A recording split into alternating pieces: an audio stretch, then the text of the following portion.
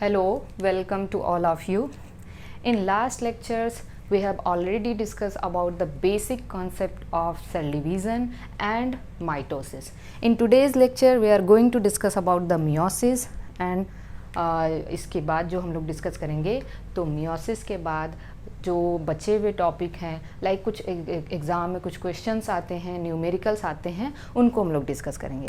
तो चलिए देखिए, जितने भी हमने बेसिक कॉन्सेप्ट आपको बताया वो बहुत इंपॉर्टेंट है। उसमें आपको ये पता होना चाहिए कि क्रोमैटिन, क्रोमैटिड, सेंट्रोमियर, देखिए एक लेक्चर में मैंने गलती से बताया था कि अगर यहाँ पे एक क्रोमोज़ोम है और क्रोमोसोम को मैंने इस सेंट्रोमियर को मैंने सेंट्रोसोम नाम दे दिया है किसी लेक्चर में, तो वहाँ पे मैंने गलती से बोल दिया है, लेकिन actually this is the centromere. Centromere का मतलब क्या होता है? जहाँ पे दोनों आर्म एक दूसरे से जुड़ते हैं। और हमने आपको ये भी बताया था कि सेंट्रोमियर, ये हम कह सकते हैं कि सेंट्रोमियर के बगल में एक डिस्क शेप स्ट्रक्चर होता है जिसको हम लोग कहते हैं काइनेटोकोर। और काइनेटोकोर वो जगह है जहाँ पे कि स्पिंडल फाइबर अटैच होते हैं। तो चलिए आज के लेक्चर में हम लोग मियोसिस पढ़ेंगे। तो सबसे पहले देखिए, मियोसिस टर्म दिया था फार्मर एंड मूरे, ठीक है। अब हम एक चीज़ समझेंगे कि मियोसिस कहाँ होता है। तो मियोसिस कहाँ होता है तो हमने पिछले लेक्चर में आपको बताया था इन जर्माइनल सेल, इन जर्माइनल सेल्स। जर्माइनल सेल्स क्या करती हैं? जर्माइनल सेल्स क्या बनाती हैं? गैमीट्स बनाती हैं, ठीक है, या जर्म सेल्स बनाती हैं। एक्चुअली आपको पता होना चाहिए गैमीट्स क्या होते हैं। गैमीट्स किसे कहते हैं? स्पर्म और ओवम को हम लोग क्या कहते हैं? गैमीट्स कहते हैं, ठीक है। कहाँ से प्रोड्यूस होते हैं ये? एक्चुअली अगर हम स्पर्म और ओवम की बात करें, मतलब गैमीट्स की बात करें, तो गैमीट कहाँ से प्रोड्यूस होते हैं? ये प्रोड्यूस होते हैं प्राइमरी सेक्स ऑर्गन से, ठीक है। प्राइमरी सेक्स ऑर्गन, जिसको हम मेल में प्राइमरी सेक्स ऑर्गन क्या है? टेस्टिस है, और फीमेल में प्राइमरी सेक्स ऑर्गन क्या है? That is the ovary. तो ये चीज़ें हम लोग आगे देखेंगे। तो जो मियोसिस होता है, मियोसिस कहाँ होता है? जर्माइनल सेल्स में। और जर्माइनल सेल्स अंडरगो, ठीक है, अंडरगो ये क्या करती हैं? गैमेटोजेनेसिस। गैमेटोजेनेसिस। तो गैमेटोजेनेसिस का मतलब क्या हुआ? गैमेट का फॉर्मेशन। गैमेट का फॉर्मेशन मतलब स्पर्म और ओवम का बनना, ठीक है, या मेल गैमेट और फीमेल गैमेट का बनना, ओके। अब हमें एक चीज़ यह पता होना चाहिए कि अब अभी मैंने आपको बताया कि स्पर्म और ओवम कहाँ से बनते हैं? प्राइमरी सेक्स ऑर्गन से बनते हैं। प्राइमरी सेक्स ऑर्गन में प्रोड्यूस होते हैं। और प्राइमरी सेक्स ऑर्गन को हम लोग एक और नाम देते हैं। प्राइमरी सेक्स ऑर्गन को और क्या कहते हैं? गोनैड्स कहते हैं। गोनैड्स कहते हैं, ठीक है। तो गोनैड्स, मेल गोनैड टेस्टिस है और फीमेल गोनैड क्या है? ओवरी है। हालांकि ये कॉन्सेप्ट हम लोग जब रिप्रोडक्शन पढ़ेंगे तो वहाँ पे इसको हम बताएंगे, ठीक है। अभी के लेक्चर में हम लोग देखते हैं गैमेटोजेनेसिस में क्या आता है? स्पर्मेटोजेनेसिस, स्पर्मेटोजेनेसिस और oogenesis। स्पर्म का बनना स्पर्मेटोजेनेसिस है, जबकि ओवम का बनना क्या है? oogenesis है। वेल, अब हमने ये समझ लिया कि मियोसिस कहाँ होते हैं? जर्माइनल सेल्स में होते हैं। कोई भी सेल जिसमें मियोसिस होती है उसको हम लोग कहते हैं मियोसाइट। क्या नाम देते हैं? मियोसाइट, ठीक है। जिस भी सेल में मियोसिस होती है उसको हम कहते हैं मियोसाइट। और मियोसाइट क्या है? 2n है, ठीक है। जिसमें भी मियोसिस होगा उसमें क्या होगा? वो सेल कैसी होती है? डिप्लॉयड होती है, एक्सेप्ट ड्रोन, ठीक है। Except drone, I have already discussed about this in last lecture. Drone की बॉडी हैप्लॉइड होती है। तो यहाँ पे स्पर्मेटोजेनेसिस की प्रोसेस, स्पर्मेटोजेनेसिस की प्रोसेस किससे होती है? बताइए मुझे जल्दी से। माइटोसिस से होती है। किससे होती है? माइटोसिस से। हमने कहा अभी, मतलब मेरे कहने का मतलब ये है कि गैमीट्स की बनने की जो प्रोसेस है उसमें मियोसिस होता है, except the formation of spermatogenesis in the drone. Drone में जो गैमीट बनता है या स्पर्म बनता है वो किससे होता है? माइटोसिस से, क्योंकि ड्रोन की बॉडी क्या है? n है, ठीक है। तो कहने का मतलब आप यहाँ पे समझ जाइएगा कि जो भी सेल्स मियोसिस में जाती हैं उसको हम लोग क्या कहते हैं? मियोसाइट, ठीक है। तो अब हम लोग देखते हैं नेक्स्ट ध्यान दीजिएगा। अब अगर हम मियोसिस की बात कर लें, मियोसिस की, तो मियोसिस को भी हम लोग 2 पार्ट में डिवाइड कर देंगे। पहले तो इंटरफेज ही आएगा ना, पहले आपको ये ध्यान में रखना है कि कोई सेल पहले मियोसिस करने जा रही है, मतलब वो पहले इंटरफेज में जाएगी, ठीक है। तो इंटरफेज को हम लोग रेस्टिंग फेज नहीं कहते हैं, कन्फ्यूज़न में क्लियर किया था, क्योंकि यहाँ पे सेल रेस्ट नहीं करती है, यहाँ पे सेल एक्चुअली क्या करती है, अपने आप को डिवीज़न के लिए प्रिपेयर करती है। और फिर एक्चुअली क्या होता है, डिवाइडिंग फेज। तो देखिए, कोई एक इंटरफेज को हम लोग नॉन डिवाइडिंग फेज या प्रिपरेटरी फेज कहते हैं, और इसको हम लोग डिवाइडिंग फेज कहते हैं। इंटरफेज में क्या हुआ, ध्यान देना आपको, G1 S और G2 हुआ, ठीक है, G1 S और G2 हुआ। डिवाइडिंग फेज में मियोसिस दो टाइप का होता है, ठीक है। पहला है मियोसिस फर्स्ट और दूसरा है मियोसिस सेकेंड। मियोसिस फर्स्ट में एक्चुअली क्रोमोसोम के नंबर हाफ हो जाते हैं। एक्चुअली जब आप देखेंगे, मैंने आपको पिछले लेक्चर में बताया था कि मियोसिस को हम लोग रिडक्शनल डिवीज़न कहते हैं और माइटोसिस को हम लोग इक्वेशनल डिवीज़न कहते हैं, क्योंकि माइटोसिस में क्या होता है, क्रोमोसोम के नंबर सेम रह जाते हैं प्रोजेनी में, इसलिए उसको हम इक्वेशनल डिवीज़न कहते हैं। जबकि मियोसिस में क्रोमोसोम के नंबर क्या हो जाते हैं, हाफ हो जाते हैं, ठीक है। लेकिन आप यहाँ पे देखेंगे कि मियोसिस फर्स्ट को हम लोग रिडक्शनल डिवीज़न कहते हैं, क्योंकि यहीं पे क्रोमोसोम का नंबर हाफ होता है। बाकी जो मियोसिस सेकेंड है, इसको हम लोग इक्वेशनल डिवीज़न कहते हैं, क्योंकि ये एग्जैक्टली किसके जैसा होता है, माइटोसिस के जैसा होता है, ठीक है। अब देखिए, मियोसिस फर्स्ट में भी हम लोग 2 चीज़ पढ़ेंगे। क्या पढ़ेंगे, कैरियोकाइनेसिस फर्स्ट, न्यूक्लियर डिवीज़न, ठीक है, साइटोकाइनेसिस फर्स्ट। तो चलिए देखिए, karyokinesis first and cytokinesis first, मतलब पहले न्यूक्लियस का डिवीज़न होगा, फिर साइटोप्लाज्म का डिवीज़न होगा। फिर इसमें क्या होगा, मियोसिस सेकेंड में कैरियोकाइनेसिस सेकेंड और साइटोकाइनेसिस सेकेंड। यहाँ पे पहले फिर न्यूक्लियस का डिवीज़न होगा, फिर साइटोप्लाज्म का डिवीज़न होगा। कैरियोकाइनेसिस फर्स्ट में कितनी स्टेजेस होती हैं, वही फिर से प्रोफेज, ठीक है, दूसरा क्या है, मेटाफेज, तीसरा क्या है, एनाफेज, और चौथा क्या है, टीलोफेज। तो आप इसे prophase first, metaphase first, anaphase first and telophase first कहते हो, ठीक है। प्रोफेज में भी फिर 5 सब स्टेजेस होती हैं, leptotene, zygotene, pachytene, diplotene and diakinesis, ठीक है। Leptotene, zygotene, pachytene, diplotene and diakinesis. अभी मैं बस यहाँ समझाने के लिए लिख दे रही हूँ, तो आप ऐसे समझ लीजिएगा। फिर मेटाफेज फर्स्ट। अब देखिए, साइटोकाइनेसिस है, तो आपको मैंने बताया था कि अगर ये प्लांट सेल है तो यहाँ पे सेल प्लेट मेथड होता है, और एनिमल सेल है तो सेल फरो मेथड होगा। Okay, let's begin with the karyokinesis second. तो अब हम यहाँ पे क्या कहेंगे, यहाँ पे prophase second, metaphase second, anaphase second, ठीक है, और टीलोफेज सेकेंड। और ये क्या है, साइटोकाइनेसिस सेकेंड। अब इन दोनों के बीच में मेरी बात एकदम ध्यान से समझना है। कोई भी सेल जब मियोसिस फर्स्ट कंप्लीट कर लेती है, जब मियोसिस फर्स्ट कंप्लीट करती है तो एक सेल से 2 सेल बनता है। जैसे ये हमारी सेल है, मान लीजिए कोई मियोसाइट है, 2n है, ठीक है। अब इसने मियोसिस फर्स्ट कंप्लीट किया तो यहाँ पे 2 सेल बन जाती हैं, और सेल में क्रोमोसोम का नंबर हाफ हो जाता है, ठीक है।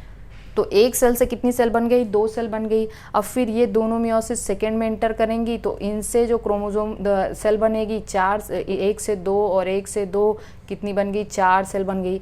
तो पूरा हम देखेंगे कि एक सेल से टोटल कितनी सेल्स बन गई हैं, 4 सेल्स बन गई हैं। जब देखिए एक सेल से 2 सेल बन जाती है, मियोसिस फर्स्ट है ये, मियोसिस फर्स्ट, और ये क्या है, मियोसिस सेकेंड। एक सेल से 2 सेल बनती है और यहाँ पे क्रोमोसोम के नंबर हाफ हो जाते हैं। और ये पूरी की पूरी प्रोसेस में जब यहाँ पे न्यूक्लियर डिवीज़न कंप्लीट हो जाता है, साइटोकाइनेसिस कंप्लीट हो जाता है, तो जब 2 सेल बनती है, इसको हम लोग कहते हैं डायड ऑफ द सेल। तो आपसे एग्जामिनर पूछता है डायड ऑफ द सेल कब होता है, तो जब टीलोफेज होता है। टीलोफेज फर्स्ट में न्यूक्लियस का डिवीज़न कंप्लीट हो जाता है, फिर साइटोकाइनेसिस फर्स्ट में एक सेल से 2 सेल बन जाती है, ठीक है। Are you getting my points? जब साइटोकाइनेसिस फर्स्ट खत्म हो जाता है तो एक सेल से फाइनली 2 सेल बन जाती है, जिसको हम लोग कहते हैं dyad of the cell. Dyad of the cell, this is called as dyad of the cell, dyad. Finally जब मियोसिस सेकेंड शुरू होता है, मियोसिस सेकेंड के बाद लास्ट में टीलोफेज सेकेंड के बाद साइटोकाइनेसिस सेकेंड हो जाता है, तो फिर फाइनली कितने सेल्स बन जाते हैं? 4 सेल्स बन जाते हैं, और इनको हम लोग कहते हैं टेट्राड ऑफ द सेल. ठीक है, तो टेट्राड ऑफ द सेल्स और डायड ऑफ सेल्स, ये थोड़ा कन्फ्यूज़न बच्चों को होता है कि ये डायड और टेट्राड ऑफ द, हालांकि आप एक स्टेज पढ़ेंगे टेट्राड या बाईवेलेंट, वहाँ से इसका मतलब नहीं है. डायड ऑफ द सेल का मतलब 2 सेल का बनना, टेट्राड ऑफ द सेल का मतलब 4 सेल का बनना. तो डायड ऑफ द सेल कब होगा? After cytokinesis first, and tetrad of the cell कब होगा? After cytokinesis second. ओके, तो अब हमने क्या देखा? हमने ये देखा कि जब मियोसिस फर्स्ट, मेरी बात ध्यान सुना है, मियोसिस फर्स्ट में साइटोकाइनेसिस फर्स्ट खत्म हो जाएगा, तब 2 सेल बन गई, यहाँ पे मैंने लिख दिया 2 सेल बन गई. 2 सेल, अब हर एक सेल किस में जाएगी? मियोसिस सेकेंड में जाएगी. मियोसिस सेकेंड का मतलब मियोसिस सेकेंड में जाएगी मतलब यहाँ पे पहले न्यूक्लियस डिवीज़न होगा, न्यूक्लियस डिवाइड करेगी मतलब पहले प्रोफेज होगा, ठीक है ना, और प्रोफेज सेकेंड होगा. अब आप ध्यान दीजिए कि अब इसको मैं यहीं छोड़ रही हूँ, यहाँ पे हम लोग आते हैं. जीवन में क्या हुआ होगा? जीवन में मान लीजिए कि एक हमारे पास सेल है जो मियोसिस में जा रही है, और इस सेल में 2 क्रोमोसोम है. 2 क्रोमोसोम, आपके कन्वीनियंस के लिए मैं 2 क्रोमोसोम लेके चल रही हूँ. तो यहाँ पे 2n टोटल कितना है? 2n टोटल कितना है? 2 है. और टोटल अमाउंट ऑफ डीएनए को हम लोग क्या कहेंगे? 2C कहेंगे. Are you getting? ठीक है, इसके बाद क्या हुआ? जब S में गई सेल, S में गई तो यहाँ पे 2n तो 2 ही रहा, लेकिन डीएनए यहाँ पे रेप्लिकेट कर गया, तो इसको हम क्या कहेंगे? 4C कहेंगे. 4C कहेंगे ना. ठीक है, सेम चीज़ G2 में रही और यहाँ तक रही, यहाँ तक रही. ओके, ठीक है. अब हम लोग क्या कहेंगे? जब 2 सेल्स बन जाती हैं, जब 2 सेल्स बन जाती हैं तो यहाँ पे क्रोमोसोम का नंबर एक में n/2C आ जाता है और एक में n/2C आ जाता है. मतलब क्रोमोसोम का नंबर हाफ हो जाता है और डीएनए कितना है? 2C है, क्योंकि 4C हुआ था डीएनए यहाँ पे. S में डीएनए रेप्लिकेट किया था तो डीएनए का अमाउंट कितना हो गया था? डबल हो गया था. तो जब 2 सेल बन जाती हैं तो यहाँ पे क्या आ जाता है? N2C. तो मुझे बताइए कि क्रोमोसोम का नंबर कितना हो गया? हाफ हो गया, लेकिन डीएनए का अमाउंट उतना ही है जितना पेरेंट सेल में था. ठीक है, तो डायड ऑफ द सेल ये हुआ. अब हर सेल किस में जाएगी? हर सेल जाएगी मियोसिस सेकेंड में. लेकिन क्या हुआ? आप मुझे एक बात बताइए कि जो मियोसिस है, जब हम लोग माइटोसिस पढ़ रहे थे तो हमने बताया था कि माइटोसिस में 1 राउंड रेप्लिकेशन हो रहा था, 1 राउंड सेग्रीगेशन हो रहा था. सेग्रीगेशन कहाँ हो रहा था? एनाफेज में. ठीक है, एनाफेज में सिस्टर क्रोमैटिड्स अपोजिट पोल पे मूव कर गए थे, उसी को हम लोगों ने डिसजंक्शन कहा था या सेग्रीगेशन कहा था. आप थोड़ा सा दिमाग में रखिएगा, क्योंकि ये सब चीज़ें एक दूसरे से लिंक हैं. डायरेक्टली हम बस एकदम कूद के पढ़ा दें, ऐसे नहीं हो सकता. तो सेग्रीगेशन कहाँ होता है? एनाफेज में होता है. एनाफेज में सेग्रीगेशन को ही हम लोग डिसजंक्शन कहते हैं. और मैंने कहा था कि अगर सेग्रीगेशन नहीं हो पाया किसी रीज़न से, तो जब 2 सेल बन रही होती हैं तो सारे क्रोमोसोम दोनों ही सेल में चले जाते हैं. ठीक है, सारे क्रोमोसोम एक सेल में चले जाते हैं और एक में कुछ नहीं जाता. तो एक में 2n प्लस हो जाता है, एक में 2n माइनस हो जाता है. इसको हम लोग कहते हैं एनियोप्लॉइडी. ठीक है, और इस टाइप के मूवमेंट को हम लोग कहते हैं नॉन डिसजंक्शन. जब कोई भी क्रोमोसोम क्रोमैटिड सेपरेट नहीं हो पाते हैं एनाफेज में, इसको हम लोग कहते हैं नॉन डिसजंक्शन, और उसकी वजह से क्या होता है? एनियोप्लॉइडी होता है. ठीक है, किसी सेल में क्रोमोसोम का नंबर ज़्यादा हो जाता है और किसी सेल में क्रोमोसोम का नंबर कम हो जाता है. जैसे down syndrome, Klinefelter syndrome, Turner syndrome. आप देखते हैं डाउन सिंड्रोम में क्या होता है? 47 क्रोमोसोम हो जाता है, 2n+1 हो जाता है. तो ये हम लोग आगे जेनेटिक्स में पढ़ेंगे. एक ही राउंड रेप्लिकेशन हुआ था, एक राउंड सेग्रीगेशन हुआ था. लेकिन मियोसिस में क्या होने जा रहा है? रेप्लिकेशन एक ही राउंड होगा. रेप्लिकेशन एक ही राउंड होगा एस में, और सेग्रीगेशन 2 बार होगा, एक बार मियोसिस फर्स्ट में होगा और एक बार मियोसिस सेकेंड में होगा। क्योंकि आप ये ध्यान देना कि जब मियोसिस फर्स्ट कंप्लीट होती है तो सेल फिर से इंटरफेज में नहीं जाती है, सेल फिर से इंटरफेज में नहीं जाती है। हालांकि सेल एक छोटा सा टाइम लेती है अपने आप को ग्रो करने के लिए, और उसी टाइम को इंटरकाइनेसिस कहते हैं, लेकिन वहाँ डीएनए रेप्लिकेशन नहीं होता। तो कहने का मतलब ये है कि डीएनए रेप्लिकेशन केवल एक ही बार हुआ है एस फेज में, लेकिन सेग्रीगेशन 2 बार होगा, एक बार मियोसिस फर्स्ट के एनाफेज फर्स्ट में होगा और एक बार मियोसिस सेकेंड के एनाफेज सेकेंड में होगा। ठीक है, तो हम मियोसिस को कैसे लिख सकते हैं, 1 round replication and 2 round segregation, 1 round replication and 2 round segregations, और 2 round segregation, 1 round segregation in anaphase first and 1 round segregation in anaphase second. Got it. अब हम लोग क्या देखेंगे कि जब साइटोकाइनेसिस फर्स्ट कंप्लीट हो जाता है तो साइटोकाइनेसिस फर्स्ट और कैरियोकाइनेसिस सेकेंड के बीच में एक छोटा सा गैप होता है। साइटोकाइनेसिस फर्स्ट और कैरियोकाइनेसिस सेकेंड के बीच में एक छोटा सा गैप होता है जहाँ पे सेल अपने आप को ग्रो करती है, हालांकि वहाँ पे डीएनए रेप्लिकेशन नहीं होता है, और उसी गैप को हम लोग क्या कहते हैं, इंटरकाइनेसिस। क्या नाम देते हैं, इंटरकाइनेसिस। तो interkinesis we can say is like the interphase, but the difference is in interphase DNA replication takes place, while in interkinesis there is no such kind of replication. So we can say that कि जो यहाँ पे है interkinesis को कैसे कैसे define कर सकते हैं हम लोग, इसको हम डिफाइन कर सकते हैं, it is a gap between cytokinesis first and karyokinesis second. ठीक है, या मियोसिस फर्स्ट मियोसिस सेकेंड भी जनरली लोग कह देते हैं, लेकिन अगर आपको एग्जैक्ट डिफिनीशन देना हो तो साइटोकाइनेसिस फर्स्ट और कैरियोकाइनेसिस सेकेंड कहेंगे, और एग्जैक्ट डिफिनीशन देना हो तो आप cytokinesis first and prophase second कहेंगे, क्योंकि कैरियोकाइनेसिस सेकेंड में सबसे पहले प्रोफेज सेकेंड ही स्टार्ट होने जा रहा है। सो this is all about the, एक आप इसका एक ओवरव्यू देख सकते हैं। अब हम लोग एक एक करके डिस्कस करेंगे। तो सब हमें इंटरफेस तो डिस्कस नहीं करना है, हमें डिस्कस करना है मियोसिस फर्स्ट, और मियोसिस फर्स्ट में हम कैरियोकाइनेसिस फर्स्ट से प्रोफेज फर्स्ट से डिस्कस करते हुए चलेंगे। तो चलिए इसको हम लोग ऐसे डिस्कस करते हैं। देखिए क्या होता है, अब हमने मान लीजिए आपकी अंडरस्टैंडिंग के लिए हम एक सेल ले लेते हैं। ठीक है, सेल ले लिया, एनिमल सेल, न्यूक्लियस अभी रखेंगे हम लोग, क्योंकि इंटरफेज में अभी हम चल रहे हैं तो न्यूक्लियस हम लोग रख रहे हैं, और हम लोग यहाँ पे 4 क्रोमोजोम लेके चलते हैं। अब 4 क्रोमोजोम लेने के लिए ना मैं क्या करने जा रही हूँ कि ये क्रोमोजोम फर्स्ट की एक को मैं ऐसे बनाऊंगी ताकि आप एक बार इसको बहुत अच्छे से समझ जाइए। ये क्रोमोजोम फर्स्ट की 2 कॉपी है, ये क्रोमोजोम सेकेंड की 2 कॉपी है। आप ये समझिए कितने सेट ऑफ क्रोमोजोम है यहाँ पे, 2 सेट्स ऑफ क्रोमोजोम है, एक मदर से आया एक फादर से आया, मतलब फर्स्ट और सेकेंड, मतलब 1 और 2 वाला एक मदर से आया है, 1 और 2 एक कहाँ से आया है, फादर से आया है। अब मान लीजिए ये जीवन है, जीवन में आप बताइए मुझे कि 2n कितना है, 2n 4 है, और 2c टोटल अमाउंट को हम लोग क्या कहेंगे, 2c कहेंगे। जब ये s में जाएगा तो क्या चेंजेस आएगा, बताइए मुझे जल्दी से बताइए। जब ये s में जाएगा तो चेंजेस कुछ ऐसा, अभी मैं एक ही कलर से बनाऊंगी, जब हम लोग क्रॉसिंग ओवर वगैरह पढ़ेंगे तो वहाँ पे मैं दूसरा कलर यूज़ करूँगी।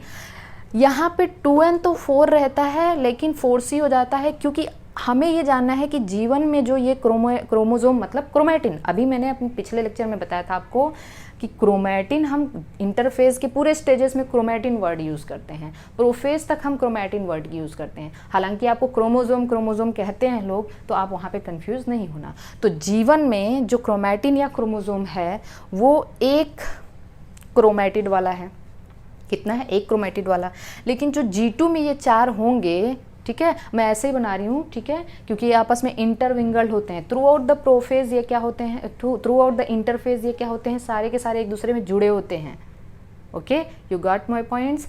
अब आगे डिस्टिंक्ट कब दिखेंगे, ये अलग अलग कब दिखेंगे, प्रोफेज में दिखेंगे। तो इसलिए हम लोग यहाँ पे इंटरविंगल्ड तो हम बना नहीं रहे हैं, हम अलग अलग बना रहे हैं, चारों को हम अलग अलग बना दिए। यहाँ पे एस फेज है, ये एस फेज में डीएनए रेप्लिकेशन हुआ तो एस फेज का क्रोमैटिन ऐसे दिखेगा, ये वाला हो जाएगा। हालांकि अब ये यहाँ पे भी 4 क्रोमोजोम है, यहाँ पे 4 क्रोमोजोम है, यहाँ पे क्रोमैटिड 4 है, लेकिन यहाँ पे क्रोमैटिड 8 हो गया है ना। यहाँ पे 2c है, यहाँ पे 4c हो गया, क्योंकि डीएनए का नंबर क्या हो गया, डबल हो गया।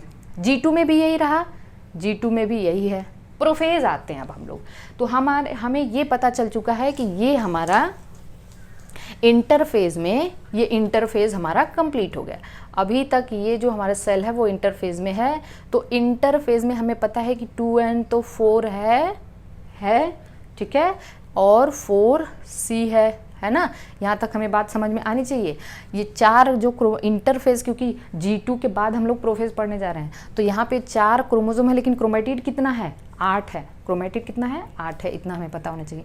चलिए प्रोफेज फर्स्ट में हम लोग जब चलते हैं ना, तो प्रोफेज फर्स्ट में पहली स्टेज होती है लेप्टोटीन। इसको हम लोग क्या कहते हैं? लेप्टोटीन, ठीक है। लेप्टोटीन में क्या होता है, इसको आप बहुत ध्यान समझना। बस मैं आपको इसमें होता क्या है कि जो क्रोमेटिन है, ठीक है ना, क्रोमेटिन अब कंडेंस होना शुरू होंगी, क्योंकि अभी तक हम इसको क्रोमेटिन ही कह रहे थे। क्रोमेटिन का कंडेंसेशन शुरू होगा और ये न्यूक्लियस हमारा है, ठीक है, ये हमारा न्यूक्लियस है। न्यूक्लियस वगैरह डिसइंटीग्रेट कहाँ पे होंगे? प्रोफेज के एकदम लास्ट में। अभी तक न्यूक्लियस तो रहेगा, ये प्रोफेज का स्टार्टिंग चल रहा है, तो यहाँ पे क्या है? न्यूक्लियर मेम्ब्रेन रहेगा, ठीक है।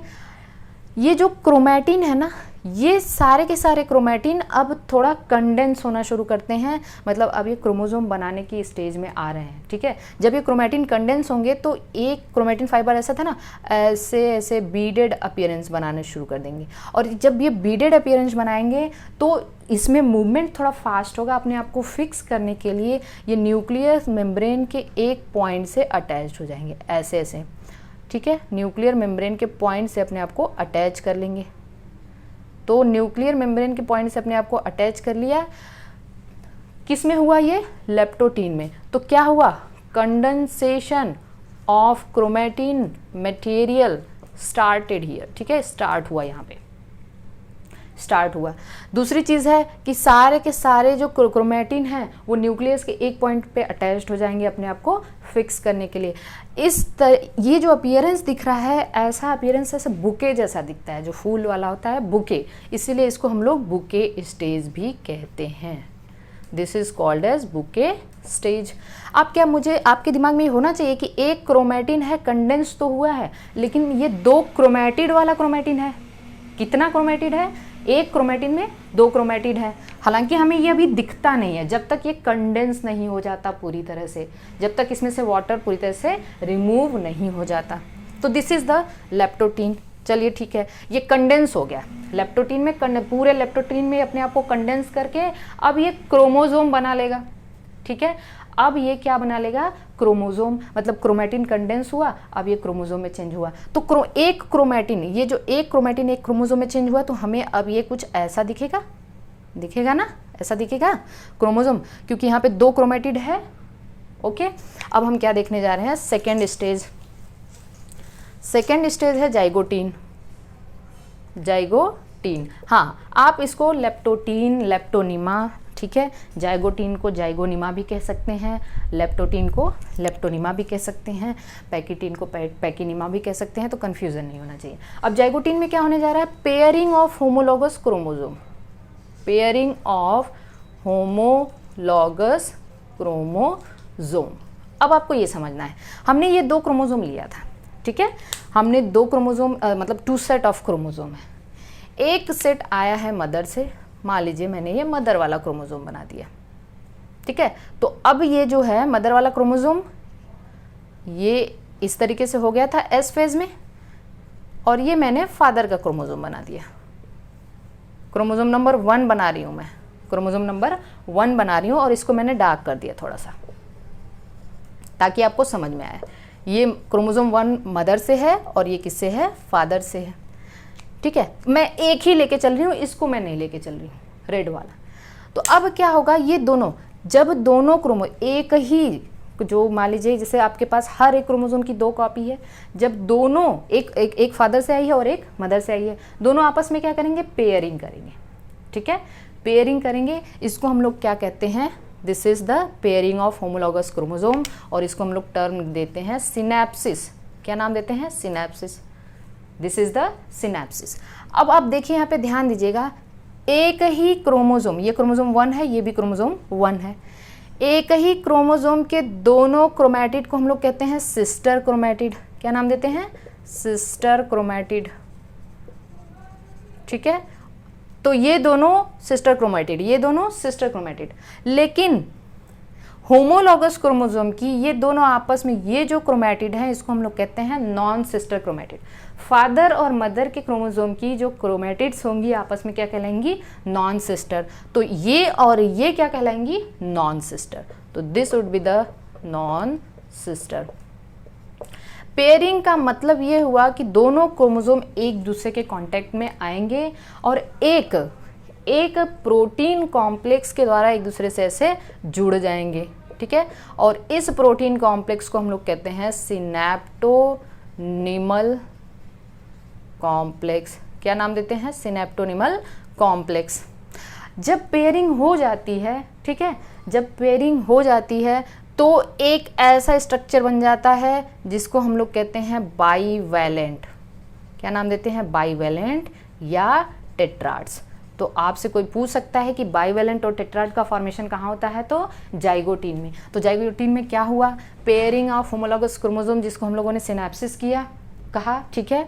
और किसकी प्रेजेंस में हुआ, protein complex called synaptonemal complex. किसका फॉर्मेशन हुआ, बाईवैलेंट और टेट्राड। अब आपसे एग्जामिनर ये पूछ देता है कि बाईवैलेंट या टेट्राड में, ठीक है, क्रोमोसोम क्रोमेटिड, ओके मेरी बात ध्यान सुना है, क्रोमोसोम क्रोमेटिड सेंट्रोमियर और टीलोमियर का रेशियो क्या होगा, क्रोमोसोम। तो बाईवैलेंट में कितने क्रोमोसोम हैं, 2। क्रोमेटिड कितने हैं बताइए मुझे, 4। सेंट्रोमियर कितने हैं, 2। और टीलोमियर जल्दी से बता दीजिए कितना है, टीलोमियर कितना है भाई, जल्दी से बताइए आप मुझे। अच्छा, काइनेटोकोर कितना है, 4। काइनेटोकोर भी कितना है, 4। और टीलोमियर कितना हो गया, 4। इधर हर एंड को, एक क्रोमेटिड के एंड को हम लोग टीलोमियर कहते हैं। तो 1 2 3 4 5 6 7 8 हो गया। तो ये है एक बाईवैलेंट में क्रोमोसोम क्रोमेटिड सेंट्रोमियर काइनेटोकोर और टीलोमियर का रेशियो। तो इस तरीके से आप निकालेंगे, ठीक है। This is the zygotene, zygotene हो गया। नेक्स्ट हम लोग देखते हैं, थर्ड इज द पैकाइटीन या पैकेटीन, वट एवर द जो भी प्रोनाउंसिएशन है आप यहाँ पे समझिए। पैकाइटीन, पैकिनिमा, पैकेटीन, ठीक है, पैकिनिमा भी कह सकते हैं इसको। पैकेटीन में क्या होता है, अब आप एक चीज़ समझिएगा, अगर एग्जामिनर आपसे पूछता है कि क्रॉसिंग ओवर कहाँ होता है, पूछता है अगर क्रॉसिंग ओवर कहाँ होता है, तो आप बताएंगे ये पैकेटीन स्टेज में होता है, ठीक है। लेकिन क्रॉसिंग ओवर शुरू कहाँ होता है, एक्चुअली में क्रॉसिंग ओवर का मतलब क्या है, exchange of genetic material between 2 non sister chromatid. और नॉन सिस्टर क्रोमेटिड अभी हमने आपको बताया था, मदर और फादर की जो होमोलॉगस क्रोमोसोम है उसकी जो क्रोमेटिड आपस में है वो नॉन सिस्टर क्रोमेटिड हैं। वहाँ पे जेनेटिक मटेरियल का एक्सचेंज होगा। जब जेनेटिक मटेरियल का एक्सचेंज होगा तो उसको हम लोग कहते हैं क्रॉसिंग ओवर, ठीक है। जेनेटिक मटेरियल का एक्सचेंज कंप्लीट हो जाता है पैकेटीन में, लेकिन क्रॉसिंग ओवर की शुरुआत हो जाती है जाइगोटीन में। हालांकि अगर आपसे एग्जामिनर पूछता है कि ये शुरुआत कहाँ होती है तब आप जाइगोटीन बताएंगे, लेकिन क्वेश्चन अगर ये है कि क्रॉसिंग ओवर कहाँ होता है, एक्सचेंज ऑफ जेनेटिक मटेरियल कहाँ होता है, तब आप बताएंगे पैकेटीन स्टेज में, क्योंकि ये आपके एनसीईआरटी में लिखा हुआ है। जैसे सपोज करिए कि ये आपका 2 सिस्टर क्रोमेटिड था, ये 2 सिस्टर क्रोमेटिड है, ठीक है। अब होता क्या है कि यहाँ पे इस तरीके से मैं एक ले रही हूँ, इस तरीके से क्रॉसिंग ओवर शुरू हो जाता है। ये आपको दिख रहा है ना, तो बाहर से जब हम देखेंगे ना तो हमें लगेगा कि ये आर्म एक दूसरे को क्रॉस कर रहे हैं, मतलब क्रॉसिंग ओवर शुरू हो गया है जाइगोटीन में। लेकिन एक्चुअली जब आप इसको दूसरे एंगल से देखेंगे तो ये एक दूसरे को टच नहीं किए रहते हैं, ठीक है। तो मतलब क्रॉस लाइक स्ट्रक्चर आपको जाइगोटीन में देखने को मिलने लगेगा, लेकिन वहाँ पे एक्चुअली वहाँ पे टचिंग जो होती है दोनों आर्म की वो नहीं होती है। एक्चुअल में टचिंग जो होती है, एक्सचेंज ऑफ जेनेटिक मटेरियल होता है, वो पैकेटीन स्टेज में होता है। तो स्टार्ट तो हो जाता है जाइगोटीन में, क्रॉसिंग ओवर की प्रोसेस स्टार्ट हो जाती है जाइगोटीन में, ठीक है। लेकिन एक्चुअल जेनेटिक मटेरियल का एक्सचेंज कहाँ होता है, पैकेटीन में। तो अब देखिए पैकेटीन में क्या होता है, एक्सचेंज, क्रॉसिंग ओवर क्या होता है, क्रॉसिंग ओवर। जब क्रॉसिंग ओवर हुआ तो इसको हम लोग क्या कहते हैं, exchange of genetic material between non sister chromatid. इसको हम लोग क्या कहते हैं, नॉन सिस्टर क्रोमेटिड्स कहते हैं। आप इसे सिस्टर क्रोमेटिड नहीं कहेंगे। अब होगा क्या, जैसे ये हुआ, हमने बनाया था ये वाला डायग्राम, और हाँ इसी को हम लोग और टर्म देते हैं रिकॉम्बिनेशन। क्या नाम देते हैं, रिकॉम्बिनेशन, ओके और ये किस एंजाइम की प्रेजेंस में होती है? रिकॉम्बिनेज एंजाइम की प्रेजेंस में होती है। जहाँ पे रिकॉम्बिनेशन होता है, जहाँ पे क्रॉस ओवर होता है, क्रॉस लाइक स्ट्रक्चर बनता है, उसको हम लोग काइज़मेटा कहते हैं। क्या कहते हैं? काइज़मेटा, ठीक है, या काइज़मा कहते हैं, ठीक है। वो एक एक्स शेप स्ट्रक्चर होता है और जहाँ पे क्रॉस, जैसे मान लीजिए ये हमारा ये था मदर का डीएनए, मदर का क्रोमोसोम, और ये था फादर का क्रोमोसोम। मैं एक जगह मैं आपको इस तरीके से दिखा दे रही हूँ। हमने मदर के क्रोमोसोम को हॉलो बनाया था, फादर के क्रोमोसोम को हमने डार्क बनाया था, बोल्ड बनाया था, ठीक है। तो अब देखिए एक जगह यहाँ पे क्रॉसिंग ओवर हुआ है। जहाँ पे क्रॉसिंग ओवर हो रहा है, क्रॉसिंग ओवर एक जगह, दो जगह, तीन जगह, चार जगह, कई जगह पे हो सकते हैं। मतलब ये दोनों नॉन सिस्टर क्रोमेटिड कई जगह पे एक दूसरे को क्रॉस कर सकते हैं, कई जगह पे जेनेटिक मटेरियल का एक्सचेंज हो सकता है। हम एक जगह बता रहे हैं एकदम लास्ट में, ताकि आपको चीज़ें समझ में आ जाए। जहाँ पे क्रॉसिंग ओवर बनता है वहाँ पे एक नोड लाइक स्ट्रक्चर बन जाता है, जिसको हम लोग कहते हैं रिकॉम्बिनेशन नोड्यूल। क्या कहते हैं? Recombination nodule. तो रिकॉम्बिनेशन नोड्यूल बना रिकॉम्बिनेज एंजाइम के प्रेजेंस में। एक जब क्रॉस ओवर होएगा तो वहाँ पे क्या होगा? क्रॉस लाइक स्ट्रक्चर बन जाएगा, जिसको हम लोग क्या कहते हैं? काइज़मेटा कहते हैं, ठीक है। ये चीज़ें एकदम ध्यान से समझ लेना है आपको। बात समझ में आ गई है? तो चलिए ठीक है, क्रॉसिंग ओवर हो चुका है, एक्सचेंज ऑफ जेनेटिक मटेरियल हो चुका है। सेम ये सारी चीज़ें कहाँ पे हो रही हैं? ये रेड वाले क्रोमोसोम में भी हो रही हैं। आप इसको ध्यान में रखते हुए चलना है।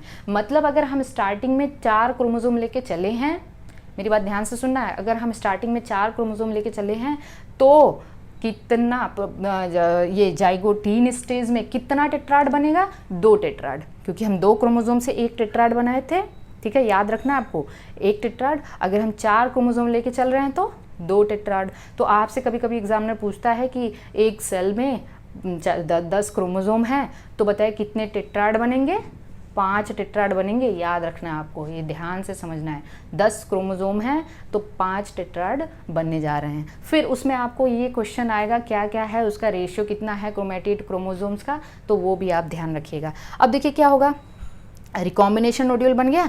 अब क्रॉसिंग ओवर मतलब एक्सचेंज ऑफ जेनेटिक मटेरियल हो चुका है, ओके। अब चलिए फोर्थ जो है उसको हम लोग समझेंगे। चौथे में हम लोग देखते हैं डिप्लोटीन। डिप्लोटीन में क्या होता है? Dissolution of synaptonemal complex. Dissolution of synaptonemal complex. अब क्या होता है, जैसे क्रॉसिंग ओवर हो गया था, देखिए यहाँ पे क्रॉसिंग ओवर हो गया था, तो सिनेप्टोनिमल कॉम्प्लेक्स सिनेप्टोनिमल कॉम्प्लेक्स क्या कर रहा है? दोनों आर्म को एक दूसरे के पास रखे हुआ है, जोड़े रखा है, तभी तो जेनेटिक मटेरियल का एक्सचेंज होगा। जब जेनेटिक मटेरियल एक्सचेंज हो गया, काम खत्म हो गया, चलो अब दूर दूर जाना है, मतलब क्या हुआ यहाँ पे? तो अब ये सिनेप्टोनिमल कॉम्प्लेक्स क्या होने लगेगा? ध्यान से बताइए, डिजॉल्व होने लगेगा। जब सिनेप्टोनिमल कॉम्प्लेक्स डिजॉल्व हो गया तो ये क्रोमेटिड्स, ये क्योंकि न्यूक्लियस के अंदर हैं, तो ये न्यूक्लियर प्लाज्म में से मूव कर जाएंगे। जब न्यूक्लियर प्लाज्म में ऐसे मूव कर जाएंगे, लेकिन वो फिर भी कहाँ पे रहेंगे? क्रॉस ओवर पॉइंट पे एक दूसरे से अटैच रहेंगे, like this one. This is like the zipper movement we can say. जब आप जिप खोलते हैं तो फाइनली जो दोनों पोर्शन है अलग कब होता है? जब वो जिप टर्मिनल पे आ जाती है, ठीक है। और इस प्रोसेस को हम लोग कहते हैं टर्मिनलाइजेशन। हालांकि टर्मिनलाइजेशन स्टार्ट तो होता है डिप्लोटीन में, लेकिन अगर पूछे एग्जामिनर आपसे कि टर्मिनलाइजेशन कहाँ होता है, कियाज़मेटा का टर्मिनलाइजेशन कहाँ होता है, तो आपको डाइकाइनेसिस आंसर करना है, ये आपको पता होना चाहिए। डिप्लोटीन में बस आपको यही याद रखना है कि सिनेप्टोनिमल कॉम्प्लेक्सेस क्या हो जाते हैं? डिजॉल्व होने लगते हैं, ठीक है। केवल और केवल जो क्रोमोसोम एक दूसरे से सेपरेट होने लगते हैं, वो केवल और केवल कहाँ पे एक दूसरे को पकड़े रहते हैं? क्रॉस ओवर पॉइंट पे, ठीक है। तो हमें ये पता चल गया डिसोल्यूशन ऑफ सिनेप्टोनिमल कॉम्प्लेक्स, ठीक। तो इस तरीके से हो गया। अब आप लास्ट देखेंगे, लास्ट डाइकाइनेसिस। डाइकाइनेसिस में हमने अभी आपको क्या बताया था? टर्मिनलाइजेशन होगा। टर्मिनलाइजेशन अभी हमने आपको बताया क्या है? Terminalization of the chiasmata. अब डाइकाइनेसिस सबसे लास्ट स्टेज है प्रोफेज की। डाइकाइनेसिस प्रोफेज की सबसे लास्ट स्टेज है। आप रिकॉल करिए कि प्रोफेज के सबसे लास्ट में क्या होने जाता है, मतलब प्रोफेज में क्या, अब प्रोफेज में जितनी चीज़ें होती हैं like nuclear membrane, Golgi complex की सारी मेम्ब्रेन, जो भी मेम्ब्रेन वगैरह हैं वो डिसइंटीग्रेट हो गई। तो पहली चीज़ तो इसमें क्या होने जा रही है, मेम्ब्रेन डिसइंटीग्रेट हो जाएगी, सबकी मेम्ब्रेन डिसइंटीग्रेट हो जाएगी। याद करिए, क्योंकि ये प्रोफेज की लास्ट स्टेज है, तो प्रोफेज में जो हम लोग माइटोसिस के प्रोफेज में जो पढ़े थे वही हमें यहाँ पे पढ़ना है। तो यहाँ पे मेम्ब्रेन डिसइंटीग्रेट हो गई। दूसरा चीज़ क्या हुआ था, सेंट्रियोल अपोजिट पोल पे मूव कर चुके हैं, सेंट्रियोल अपोजिट पोल पे मूव करने लग जाएंगे, ठीक है, ओके। तीसरा चीज़ क्या होगा, जल्दी से बताइए, स्पिंडल फाइबर बनना शुरू हो जाएगा, स्पिंडल फाइबर बनना शुरू हो जाएगा, मतलब माइक्रोट्यूब्यूल का ऑर्गेनाइजेशन हो जाएगा। अब बताइए मुझे और क्या होगा यहाँ पे, तो ये हाँ, मतलब ये प्रोफेज की जो सबसे लास्ट क्रोमोजोम, क्रोमैटिन पूरी तरह से क्रोमोजोम में कंडेंस हो चुका रहेगा, ठीक है, क्रोमैटिन क्रोमोजोम में पूरी तरह से कंडेंस। अब जो क्रोमोजोम, अब जो हम लोग अभी तक हम लोगों ने क्रोमैटिन, या हम लोग कह रहे थे कि क्रोमैटिन का कंडेंसेशन शुरू हो चुका था, लेकिन अब पूरी तरह से अब जो होगा उसको हम लोग क्रोमोजोम कहेंगे, ठीक है, क्योंकि मेटाफेज में हम उसको क्या कहेंगे, क्रोमोजोम।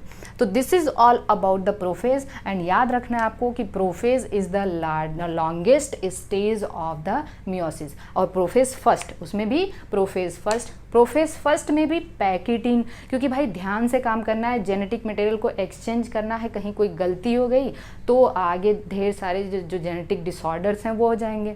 तो जेनेटिक मटेरियल को एक्सचेंज करने वाली की प्रोसेस को हम लोग कहते हैं पैकेटिन, और pachytene is the longest stage of the prophase first, and prophase first is the longest stage of the meiosis, ठीक है। अब आपको ध्यान देना है यहाँ पे। अब बताइए मुझे कौन सा स्टेज आने जा रहा है, कौन सा स्टेज आने जा रहा है, मेटाफेज फर्स्ट।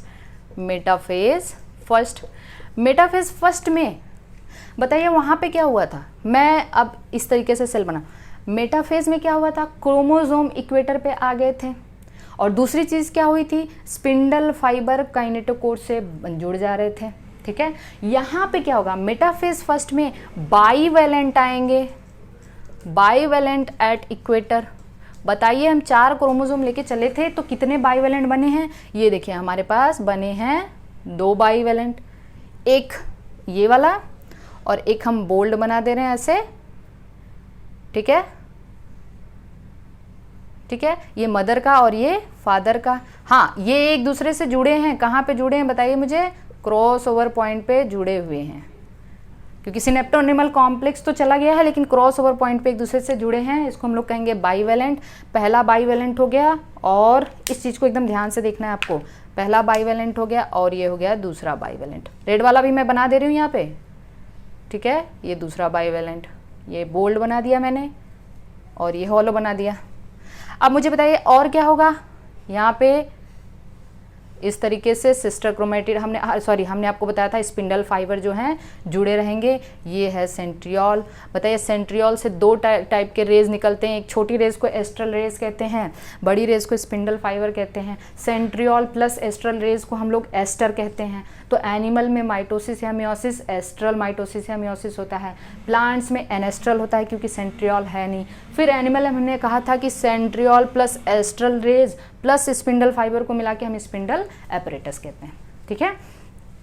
अब मुझे एक बात बताइए, आप ध्यान से सुनना है, अब यहाँ पे कितने टेट्राड हो गए, 2 टेट्राड आ गए। तो मेटाफेज फर्स्ट में क्या क्या हुआ, बाईवैलेंट एट इक्वेटर आ गए, और दूसरा क्या हुआ, attachment of spindle fibre to the kinetochore, ठीक है। तो यहाँ पे क्या होगा, स्पिंडल फाइबर से काइनेटोकोर, मतलब स्पिंडल फाइबर किससे जुड़ जाएंगे, काइनेटोकोर से जुड़ जाएंगे। मेटाफेज यहाँ तक बात क्लियर हुई। अब चलिए एनाफेज फर्स्ट आते हैं हम लोग। एनाफेज, हाँ, अगर आप लोग नोट बनाते हैं, लिख रहे हैं, तो मैं नहीं लिख रही हूँ, आप लिख लीजिएगा, मैं जितना बोल रही हूँ यू कैन राइट, ठीक है। आप आराम से उसको लिख सकते हैं, आप अपनी नोट बना सकते हैं, आप अपने कॉन्सेप्ट क्लियर कर सकते हैं। एनाफेज फर्स्ट में क्या होगा, अब देखिए मैं इनिशियल वाला सेल यहाँ पे लिख दे रही हूँ। इनिशियल सेल में 4 क्रोमोसोम थे, ठीक है। चलिए इनिशियल सेल में बताइए मुझे कितने क्रोमोसोम थे, क्रोमोसोम 4 थे, ओके। और कितना क्रोमैटिड था, क्रोमैटिड भी 4 है भाई, ठीक है, ठीक है। अभी अब बताइए कितने क्रोमोसोम हैं, 4 क्रोमोसोम है लेकिन क्रोमैटिड 8, क्योंकि क्रोमैटिड डुप्लीकेशन कहाँ हुआ था, एस फेज में, क्योंकि एस फेज में डीएनए रेप्लिकेशन हुआ था तो वहाँ पे क्रोमैटिड भी डबल हो गए थे। अब देखिए यहाँ पे क्रोमोसोम 4 और क्रोमेटिड 4 हैं और स्टार्ट, ये हो गया मेटाफेज फर्स्ट। अब एनाफेज फर्स्ट में क्या होगा, ध्यान से देखिए वहाँ पे एनाफेज में क्या हुआ था, एनाफेज याद रखना माइटोसिस का एनाफेज सबसे शॉर्टेस्ट फेज है और प्रोफेज सबसे लॉन्गेस्ट फेज। एनाफेज में वहाँ पे क्या हुआ था, सिस्टर क्रोमेटिड मूव कर गई थी अपोजिट पोल पे क्योंकि सेंट्रोमियर स्प्लिट कर गए थे और क्रोमेटिड सेपरेट हो गए थे। लेकिन यहाँ पे आपको याद रखना है एनाफेज फर्स्ट में सेंट्रोमियर की स्प्लिटिंग नहीं होती, सेंट्रोमियर की स्प्लिटिंग नहीं होती, सेंट्रोमियर की स्प्लिटिंग होती है एनाफेज सेकेंड में। तो हम अभी आप कहेंगे कि सेंट्रोमियर स्प्लिट नहीं हुआ। एनाफेज में क्या होता है, डिसजंक्शन होता है, सेग्रीगेशन होता है। सेग्रीगेशन मतलब या तो सिस्टर क्रोमेटिड अपोजिट पोल पे जाते हैं या होमोलॉगस क्रोमोसोम सेपरेट हो जाते हैं, ठीक है। तो अगर आपसे पूछता है कि सिस्टर क्रोमेटिड कहाँ सेपरेट होता है तो आप कहेंगे एनाफेज और एनाफेज सेकेंड, ठीक है। अभी हम एनाफेज सेकेंड पढ़ेंगे तो बताएंगे एनाफेज और एनाफेज सेकेंड। जब हम एनाफेज कह रहे हैं मतलब वो माइटोसिस का है, एनाफेज सेकेंड। और होमोलॉगस क्रोमोसोम की बात अगर हम पूछेंगे कि होमोलॉगस क्रोमोसोम कहाँ सेपरेट हो रहे हैं तो वो है एनाफेज फर्स्ट, क्योंकि एनाफेज फर्स्ट में अब होमोलॉगस क्रोमोसोम का सेपरेशन होने लग जाएगा। अब एनाफेज फर्स्ट में देखिए कुछ कंडीशन ऐसी हो जाएगी, कंडीशन ऐसी मतलब यहाँ पे ये देखिए होमोलॉगस क्रोमोसोम आ गया, यहाँ पे एक इधर चला गया। हालांकि यहाँ पे हम देखेंगे कि एक्सचेंज ऑफ जेनेटिक मटेरियल हुआ तो ये एक्सचेंज हो गया है, ठीक है। दूसरी तरफ ये देखिए एक्सचेंज ऑफ जेनेटिक मटेरियल हुआ था तो ये पूरा बोल्ड है, ठीक है, ये पूरा बोल्ड है। जहाँ पे एक्सचेंज हुआ है उसको हम लोग हॉलो रख रहे हैं। तो ये हो गया, ये होमोलॉगस क्रोमोसोम अपोजिट पोल पे जा रहे हैं, ये ध्यान रखना है आपको, ठीक है। तो अब मुझे एक बात बताइए, यहाँ पे ये हमारा कुछ ऐसे बना ना, ऐसे बना, यहाँ पे एक्सचेंज हुआ है। कोई हार्ड एंड फास्ट रूल नहीं है कि ये इसी तरीके से हॉलो एक तरफ जाएगा और बोल्ड वाला एक तरफ आएगा, ऐसा कोई हार्ड एंड फास्ट रूल नहीं है। हॉलो बोल्ड के साथ भी जा सकता है, ये क्रोमोसोम, ये टेट्राड उल्टा भी हो सकता है भाई, बोल्ड ऊपर है और हॉलो नीचे है। कोई हार्ड एंड फास्ट रूल यहाँ पे नहीं है कि हॉलो के साथ ही जाएगा और बोल्ड के साथ आएगा, ऐसा कुछ नहीं है। तो एक हॉलो एक बोल्ड हो सकता है, एक हॉलो तो मतलब दोनों हॉलो एक साथ हो सकते हैं। अब देखिए यहाँ पे क्या होने जा रहा है, यहाँ पे ये मैंने बोल्ड वाला बना दिया, तो बोल्ड वाले में जहाँ पे जेनेटिक मटेरियल एक्सचेंज हुआ उसको मैंने हॉलो रख दिया, ठीक है। अब बताइए मुझे एक बात बताइए मुझे एक बात बताइएगा कि आपके पास अगर क्रोमोसोम 4 था, ठीक है ना, स्टार्टिंग में 2 and 4 है, तो अब मुझे एक बात बताइए कि एनाफेज फर्स्ट में हर पोल पे जाने वाले क्रोमोसोम कितने हैं, 2 and 2, ठीक है ना। एनाफेज फर्स्ट में अपोजिट पोल पे जाने, ईच पोल पे जाने वाले क्रोमोसोम कितने हैं, 2 क्रोमोसोम। क्रोमेटिड्स कितने हैं, 4 क्रोमेटिड। तो इनिशियल में हमें क्रोमोसोम 4 था, ठीक है, और क्रोमेटिड 4 था। तो अगर आपसे पूछा कि अगर एक डिप्लॉयड सेल में 4 क्रोमोसोम है, 4 क्रोमेटिड, 4 क्रोमोसोम है, ठीक है, बस ऐसे ही पूछेगा 4 क्रोमोसोम है, तो एनाफेज फर्स्ट में अपोजिट पोल पे कितने क्रोमोसोम जाएंगे, ईच पोल पे, तो 2। लेकिन क्रोमेटिड कितने जाएंगे, 4, ठीक है। अब ये चीज़ आप दिमाग में रखिएगा। अब क्या होगा मुझे बताइए, सेंट्रोमियर की स्प्लिटिंग हुई क्या, तो एनाफेज फर्स्ट में क्या हुआ, segregation of homologous chromosome, no splitting of the centromere. चलिए अब ये कहाँ जाएगा बताइए मुझे, टीलोफेज में। तो टीलोफेज में क्या होगा, न्यूक्लियस डिवाइड कर जाएगी, एक न्यूक्लियस से 2 न्यूक्लियस बन गया, ठीक है, एक न्यूक्लियस से 2 न्यूक्लियस बन गया। तो यहाँ पे ये बताइए टीलोफेज में कितने एक में कितने क्रोमोसोम होंगे, 2 क्रोमोसोम होंगे, एक ये वाला। और अब टीलोफेज में हमने आपको पढ़ा था टीलोफेज प्रोफेज का जस्ट उल्टा होता है, वहाँ पे क्रोमोसोम क्रोमैटिन में चेंज हो जाएगा, तो ये ऐसे दिखने लग जाएगा, ये वाला और ये। लेकिन अब आप ध्यान दीजिएगा, यहाँ पे ये पहला क्रोमोसोम, ये दूसरा है। यहाँ पे जो क्रोमोसोम क्रोमैटिन में चेंज हुआ है, अंतर क्या है, एक वाला क्रोमैटिन में 2 क्रोमैटिड वाला है ये, क्योंकि आप देख सकते हैं ये कितने क्रोमैटिड वाला है, 2 क्रोमैटिड वाला है, ठीक है। तो बताइए यहाँ पे क्रोमोसोम कितना, टीलोफेज में सेम इसी तरीके से यहाँ पे भी हो जाएगा, 2 इधर चले आएंगे, 2 इधर चले आएंगे। Are you getting my points, मतलब कहने का मतलब ये है कि यहाँ पे 2 यहाँ पे 2 जब न्यूक्लियस बना तो एक में 2 क्रोमोसोम, एक में 2 क्रोमोसोम, ठीक है। हालांकि क्रोमोसोम किस में चेंज हो चुका है, क्रोमैटिन में। तो हम कह सकते हैं कि आफ्टर टीलोफेज जब 2 सेल बनेगी तो एक में 2, मतलब क्रोमोसोम का नंबर तो हाफ हो गया ना, क्रोमोसोम का नंबर, क्योंकि स्टार्टिंग में 4 थे, अभी जब 2 सेल बनी है तो क्रोमोसोम एक में 2 गया, एक में 2 गया, लेकिन स्टार्टिंग में क्रोमेटिड 4 थे, यहाँ पे भी क्रोमेटिड कितने होंगे, 4 होंगे, यहाँ पे भी 4 होंगे, हर एक क्रोमोसोम 2 क्रोमेटिड वाला होगा। तो क्या हुआ बताइए मुझे, मियोसिस फर्स्ट के बाद जब डायड ऑफ सेल बनती है तो क्रोमोसोम का नंबर हाफ हो जाता है, लेकिन क्रोमेटिड का नंबर सेम रहता है। क्रोमोसोम का नंबर हाफ हो गया, लेकिन क्रोमेटिड का नंबर सेम रहा। ठीक है, अभी हम लोग इसको आगे लगाएंगे। जैसे अब आपसे एग्जामिनर अगर एग्जाम में क्वेश्चन पूछता है, चलिए इस क्वेश्चन सेशन हम लोग आगे करेंगे। ठीक है, ये बात समझ में आ गई। अब हमारे पास ये 2, तो पहले क्या हुआ, मेटाफेज में बायोवेलेंट आ गए इक्वेटर पे, और एनाफेज फर्स्ट में सेंट्रोमेयर की स्प्लिटिंग नहीं हुई, होमोलॉगस क्रोमोसोम अपोजिट पोल पे गए, और टीलोफेज में क्रोमोसोम क्रोमैटिन में कंडेंस हो गया। और क्या हुआ, न्यूक्लियर मेम्ब्रेन, गोल्जी कॉम्प्लेक्स, ये सब डिसऑर्गेनाइज हो गए ना, हमने पढ़ा है आपको। ये सब स्पिंडल फाइबर भी धीरे धीरे क्या हो गया, डिग्रेड हो गया। Okay, are you getting. उसके बाद क्या हुआ, साइटोकाइनेसिस शुरू हुआ, एनिमल में सेल फरो मेथड और सेंट्रीपिटल टूवर्ड्स द सेंट्रल, और प्लांट्स में क्या हुआ, ये सेल प्लेट मेथड। लेक्चर काफ़ी लंबा होने जा रहा है। अब देखिए बस अब आप यहाँ पे देखिए नेक्स्ट, अब बताइए मुझे, कैरियोकाइनेसिस फर्स्ट और साइटोकाइनेसिस फर्स्ट खत्म हो गया, सेल इंटरफेज में जाएगी, सॉरी इंटरकाइनेसिस में जाएगी, क्योंकि गैप बताया था मैंने, साइटोकाइनेसिस फर्स्ट और कैरियोकाइनेसिस सेकंड के बीच में जो गैप होगा उसको हम इंटरकाइनेसिस कहेंगे। हालांकि इंटरकाइनेसिस में डीएनए रेप्लिकेट नहीं करने जा रहा है। हमारे पास 2 सेल बनी है, एक एक को हम एक को बस दिखाएंगे। बताइए मुझे, जो दोनों सेल हैं वहाँ पे क्रोमैटिन ऐसे ना, एक में ऐसे आया। चलिए मैं एक बना रही हूँ, आप इसको ध्यान से समझेंगे। बताइए, हमारे पास ऐसी वाली कंडीशन है, एक में ये आया हुआ है, एक में सेम वही, मैं एक सेल लेके चल रही हूँ। बताइए मुझे, प्रोफेज सेकंड में जाएगा ये, प्रोफेज सेकंड में क्या होगा बताइए, प्रोफेज सेकंड। अब पहले स्टार्टिंग में N4 था, 2N4 था, अभी कितना है, 2 क्रोमोसोम है, 2 क्रोमोसोम का नंबर हाफ हो गया।